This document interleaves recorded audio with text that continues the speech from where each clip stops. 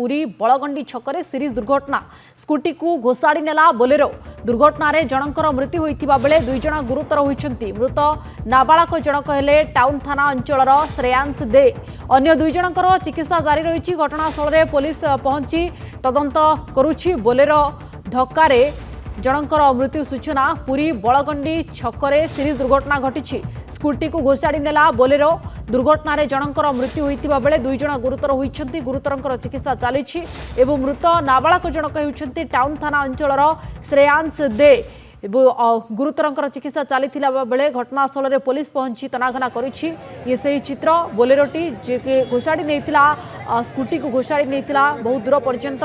जो कि जड़े नाबालकर मृत्यु होइतिबा सूचना रहुछि। स्थानीय अंचल में उत्तेजना प्रकाश पाई लोक सेठारे मध्य अनेक मात्रा रे रुंड होइछंती। ए दुर्घटना को लेकर असंतोष व्यक्त करिछंती। घटनास्थल में पुलिस मध्य पहुंची तनाघना करुछि। अधिक सूचना पाई आम सहित पुरी रिपोर्टर शिवप्रसाद दास जोड़ी होती। शिवप्रसाद ये घटना को लेकिन सूचना कौन रोचे कौ परिस्थिति घटना घटला बोलेरोटी स्कूटी को घोषाड़ी नईथिला?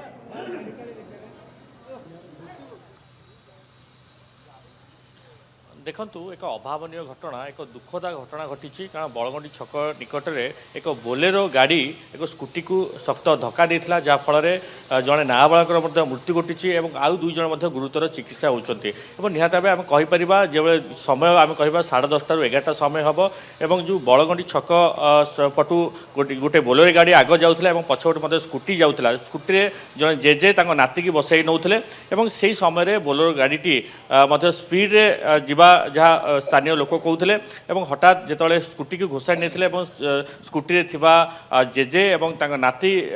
गुरुतर होते जो नाबालकटी थी से नाबालक घटनास्थल में मृत्युवरण करते आप देखिपे। बर्तमान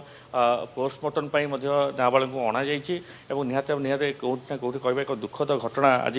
देखा मिली पुरी बलगंडी छक निकट में। सका जहाँ सूचना मिलूँ जो जेजे रही और नाती को नहीं जलिखिया आने जाऊे आनी जाऊा समय स्कूटी जेहेतु आगू को बढ़ुला जेहेतु घर कुमुटी साई टाउन थाना अंचल कुमुटी साई जना पड़ी और जो नाबालक मृत्यु घटी नाम श्रेयांश दे बोली जना पड़ी और से आग जाऊा समय पछपटे जो गाड़ी बोलेरो गाड़ी और बोलेरो गाड़ी भद्रक अंचल आसवा जना पड़ी से गाड़ी में 4 ରୁ 5 जन युवक बसी और हठात कहीपर जो भाव बोलेरो गाड़ी असाधारणता स्पीड्रे गाड़ी चलाचल चलू और घोषाड़ी नहीं स्कूटी को घोषाड़ी नहीं जहाँफल जो स्कूटी को संपूर्ण भाव प्राय 50 मीटर खंडे आगू को घोषाड़ी पड़ जाता और जहाँफल से जो जेजे रही सी गुरुतर होती सदरमुखी चिकित्सा करा घर जो आउ जो छोट छुआ रही सी घर परिवार बोली जना पड़ी चिकित्सा करा जो नाती जो श्रेयांश दे जो 5 वर्षर श्रेयांश दे संगे संगे सदर मुख्य चिकित्सा को अणा और सेठी डाक्तर मृत्यु घोषणा करते घटनास्थल में टाउन थाना पुलिस पहुंची और जो बोलेरो गाड़ी रही जो बोलेरो गाड़ी सहित एवं सेपटे जो ड्राइवर को अटक रखाई पचरा उचरा करा निहत केउना केउटी असाधारणता जो एक बड़ दुर्घटना घटी कारण आप जानिथिबे जेहेतु पुरी सहर में ये भाव बेपारुआ भाव गाड़ी चलेबा केउना केउटी एक निहाती आम कहवा एक आम आलोचना करवा जो से स्थानीय अच्छा निहत शुणुवे जो भाव घटना आप देखुवे समस्त मन में क्षोभ सृष्टि होती समस्त असंतोष व्यक्त करुँच कारण महाप्रभु को जगार ये गाड़ी असावधान जो चलेबा निहत केउना केउटी जन निरीह जीवन बा कुनी छुआर जीवन चली जाइए। आप देखिए से कुनी छुआ को बर्तमान पोस्टमार्टम को करा किसी समय पर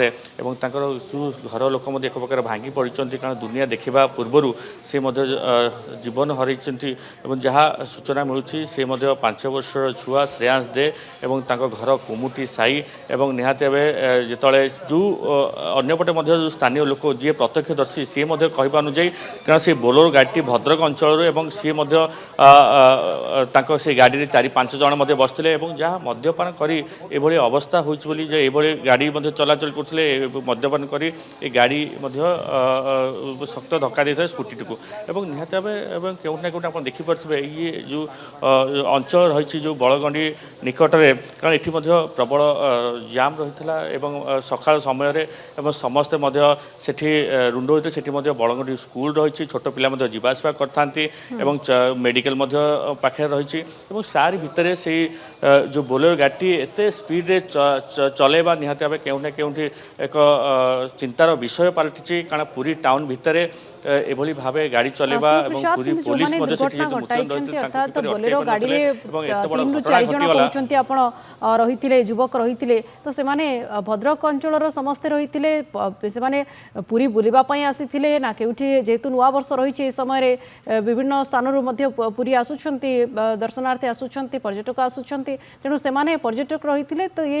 ଗୋଟେ ରାତି ସେଠି ହୁଏତ ସେମାନେ ରହିଥାଇ ପାରନ୍ତି କିମ୍ବା ତା ପରବର୍ତ୍ତୀ ସମୟରେ ସେ ଫେରୁଥାଇ ପାରନ୍ତି ପୁରା ଘଟଣାକ୍ରମ କ'ଣ ଜଣାପଡ଼ିଛି ତାଙ୍କ ସମ୍ପର୍କରେ ଯେହେତୁ ବର୍ତ୍ତମାନ ନୂଆ ବର୍ଷ ବିଭିନ୍ନ ସ୍ଥାନରେ ସୁରକ୍ଷାକୁ କଡ଼ାକଡ଼ି କରାଯାଇଛି ଗାଡ଼ି ମଧ୍ୟ ଦ୍ରୁତ ଗତିରେ ଏ ସମୟରେ ଚାଳନା କରିବା ସେମାନେ କିପରି ଅବସ୍ଥାରେ ଥିଲେ କିଛି ନିଶାସକ୍ତ ଅବସ୍ଥାରେ ଥିଲେ କି ଏ ନେଇ କିଛି ଅଭିଯୋଗ କରାଯାଉଛି କି ଦେଖନ୍ତୁ ଯେହେତୁ ଗାଡ଼ିଟି ଭଦ୍ରକ ଅଞ୍ଚଳରୁ ଜଣାପଡ଼ିଛି ଏବଂ ତା ଭିତରେ ଯେଉଁ ଯୁବକମାନେ ଯେଉଁ ବସିଥିଲେ ସେମାନେ କେଉଁ ଅଞ୍ଚଳରୁ ତାହା ବର୍ତ୍ତମାନ ସୁଦ୍ଧା ଜଣାପଡ଼ିନାହିଁ ଏବଂ ଯାହା ଆପଣ କହୁଥିଲେ କାରଣ ଯେହେତୁ ଗତକାଲି ନୂଆବର୍ଷ ରହିଥିଲା ନୂଆବର୍ଷରେ ମଧ୍ୟ ଅନେକ ଯେଉଁ ପର୍ଯ୍ୟଟକ ମଧ୍ୟ ବୁଲିବାକୁ ଆସିଥିଲେ ଏବଂ ଅନେକ କିଛି ଅମାନୁଆ ଯେଉଁ ଗାଡ଼ି ଚାଳକ ମଧ୍ୟ ସେମାନେ ମଧ୍ୟ ମଦ୍ୟପାନ ମଧ୍ୟ କରିବା ମଧ୍ୟ ଦୃଶ୍ୟମାନ ହେଉଥିଲା ଏବଂ ଯେଉଁ ପ୍ରତ୍ୟକ୍ଷ ଦର୍ଶୀ ଯାହା କହୁଥିଲେ ଯେଉଁ 4-5 ଜଣ ଯୁବକ ହଠାତ୍ ଯେତେବେଳେ ଦୁର୍ଘଟଣା ଘଟିଥିଲା ସେମାନେ ମଧ୍ୟ ସେଠି ସ୍ଥାନ ଛାଡ଼ି ପଳାଇଥିଲେ ଏବଂ ଯେଉଁ ଡ୍ରାଇଭରକୁ ମଧ୍ୟ ଅଟକ ରଖାଯାଇଛି ଡ୍ରାଇଭରକୁ ମଧ୍ୟ ଥାନାରେ ଅଧିକ ପଚରାଉଚରା କରାଯାଉଛି ଗାଡ଼ିକି ମଧ୍ୟ ଜବତ କରାଯାଇଛି ଏବଂ ଅନ୍ୟପଟେ ଦେଖନ୍ତୁ ଯେଉଁଭଳି ଭାବେ ସେଠି ଟ୍ରାଫିକ୍ ପୋଲିସ ମଧ୍ୟ ମୁତୟନ ରହିବା ସତ୍ତ୍ୱେ ଏଭଳି କିପରି ଦୁର୍ଘଟଣା ଘଟିଲା ଇଏ ଏକ ସାଧାରଣ ପ୍ରଶ୍ନବାଚୀ ସୃଷ୍ଟି ହୋଇଛି କାରଣ ଯେତେବେଳେ ସ୍କୁଟିଟି ପଛରେ ଥିଲା ଏବଂ ଭୁଲ ସ୍କୁଟିଟି ଆଗରେ ଥିଲା ଏବଂ ବୋଲେରୋ ଗାଡ଼ିଟି ପଛରେ ରହିଥିଲା ଏବଂ ସେହି ସମୟରେ କିପରି ବୋଲେରୋ ଗାଡ଼ିଟି ଏତେ ଜୋରସେ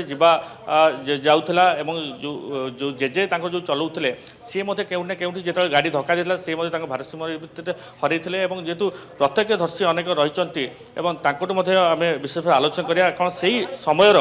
କ'ଣ ଘଟିଥିଲା ଏବଂ ନିହାତି ଭାବେ ଦେଖନ୍ତୁ ଯେଉଁଭଳି ଭାବେ ଏ ପୁରୀ ସହରରେ ଏଭଳି ଦୁର୍ଘଟଣା ସମସ୍ତଙ୍କୁ ଏକ ଚିନ୍ତାର ବିଷୟ ପାଲଟିଛି କାରଣ ଇଏ ଘଟଣା ଆମେ କହିବା କାରଣ ଟାଉନ ଥାନା ଯେହେତୁ ଘଟଣାସ୍ଥଳ ଯେହେତୁ ପହଞ୍ଚିଛି ଏବଂ ଅଧିକ ପଚରାଉଚରା କରୁଛି ସ୍ଥାନୀୟ ଲୋକ ମଧ୍ୟ ପଚରା କରୁଛି ଏବଂ ଯେଉଁ ଗାଡ଼ିରେ ମଧ୍ୟ ଜଳଖିଆ ମଧ୍ୟ ସେଠି ପଡ଼ି ରହିଥିଲା ଏବଂ ସେ ଯେଉଁ ଜେଜେ ଯେଉଁ ଚଲାଉଥିଲେ ଡ୍ରାଇଭର ଚଲାଉଥିଲେ ତାଙ୍କ ସିଏ ମଧ୍ୟ ସେଠି ତାଙ୍କର ଚପଲ ମଧ୍ୟ ସେଠି ପଡ଼ିଛି ଏବଂ ସେପଟେ ମଧ୍ୟ ବ୍ୟାଗ୍ ମଧ୍ୟ ପଡ଼ିଛି ଛୋଟ ପିଲାର ଏବଂ ନିହାତି ଭାବେ କେଉଁଠି ନା କେଉଁଠି ଇଏ ବେପରୁଆ ଯେଉଁଭଳି ଭାବେ ଗାଡ଼ି ଚଲାଉଛନ୍ତି ଅମାନ୍ୟ ଭାବେ ଯେଉଁ ଗାଡ଼ି ଚଲାଉଛନ୍ତି ଏବଂ ପୋଲିସ ନିହାତି ଭାବେ ତାଙ୍କ ବିରୁଦ୍ଧରେ ଦୃଢ଼ କାର୍ଯ୍ୟାନୁଷ୍ଠାନ ନେବାର ଆବଶ୍ୟକତା ରହିଛି ଏବଂ ଅନ୍ୟପଟେ ଯେଉଁଭଳି ଭାବେ କେବଳ ଘଟଣା ଯାହାକି ପୁରା ପରିବାରରେ ସମସ୍ତେ ଦୁଃଖରେ ବର୍ତ୍ତମାନ ଭାଙ୍ଗି ପଡ଼ିଛନ୍ତି ଶ୍ରେୟାଂଶ ଦେ ଯେଉଁ ନାବାଳକଙ୍କର ମୃତ୍ୟୁ ହୋଇଛି ଏବଂ ଏଥିରେ ତାଙ୍କ ସହିତ ଯିଏ ରହିଥିଲେ ତାଙ୍କ ଜେଜେ ମଧ୍ୟ ଆହତ ହୋଇଛନ୍ତି ବୋଲେରୋଟି ଦୁର୍ଘଟଣା ଘଟାଇଥିବା ବେଳେ ଏବେ ସେ ଡ୍ରାଇଭରକୁ ମଧ୍ୟ ପୋଲିସ ଅଟକ ରଖି ଅଧିକ ପଚରାଉଚରା କରୁଛି ଧନ୍ୟବାଦ ଶିବପ୍ରସାଦ ଦାସ ଆମ ସହିତ ଯୋଡ଼ି ହୋଇଥିଲେ ସିଧାସଳଖ ଏ ସମ୍ପର୍କରେ ସୂଚନା ଦେଉଥିଲେ।